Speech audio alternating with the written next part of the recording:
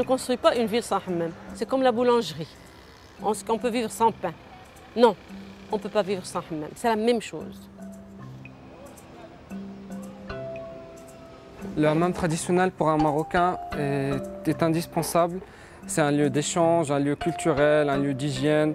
Donc 80% à 90% de Marocains visitent un hammam minimum une fois par semaine. Inscrits dans la culture et dans le cœur des Marocains, les hammams semblent avoir un bel avenir devant eux. D'autant qu'ils participent grandement à la vie économique du pays en employant pas moins de 200 000 personnes. Pourtant, les hammams sont énergivores. La surconsommation de bois et d'eau participe à l'épuisement des ressources. Leur chaufferie et quelques mauvaises pratiques augmentent les émissions de gaz à effet de serre dans l'atmosphère. Enfin, localement, les fumées nocives dégagées par la combustion du bois affectent la santé des riverains et celle des employés.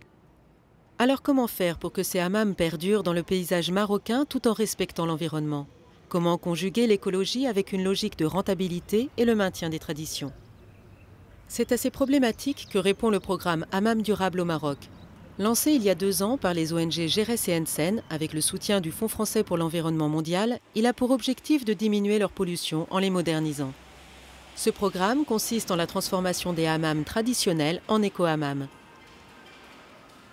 Le principe de fonctionnement d'un hammam est simple. Une chaudière chauffe à la fois l'eau sanitaire et, grâce au transfert de chaleur, les salles pour le bain. Pour se moderniser, il existe plusieurs solutions innovantes parmi lesquelles l'exploitant peut choisir. Au cœur du dispositif, la chaudière. Le programme propose son remplacement par une chaudière à haute performance énergétique à laquelle se greffe un plancher chauffant.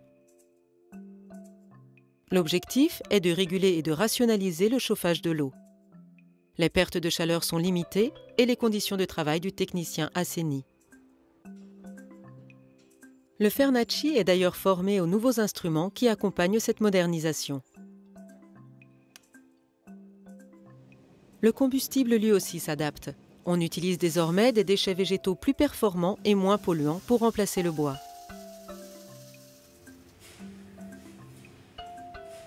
À cela s'ajoutent des actions complémentaires simples, démontables et moins onéreuses, comme l'isolation des tuyaux, la récupération de la chaleur des eaux usées et l'adoucissement de l'eau.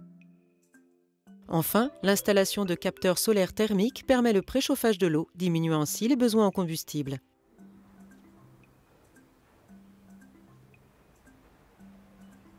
Pour moderniser leurs établissements, les propriétaires peuvent compter sur les ONG GERES et Ensen, qui du financement au conseil, en passant par le suivi de la mise en œuvre de chaque projet, apportent leur expertise afin d'assurer les performances du bain rénové. Suite à la rénovation du hammam, les économies sont considérables, ce qui fait qu'on arrive facilement à rentabiliser notre investissement. Et en plus, on utilise un combustible propre. Donc ce n'est que bénéfique écologiquement pour le pays et ainsi pour tout le monde. Ce programme est gagnant-gagnant.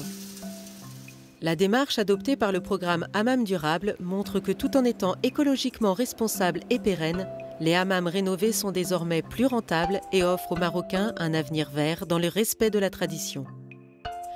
Désormais, le défi est d'étendre les investissements aux 10 000 hammams du Maroc.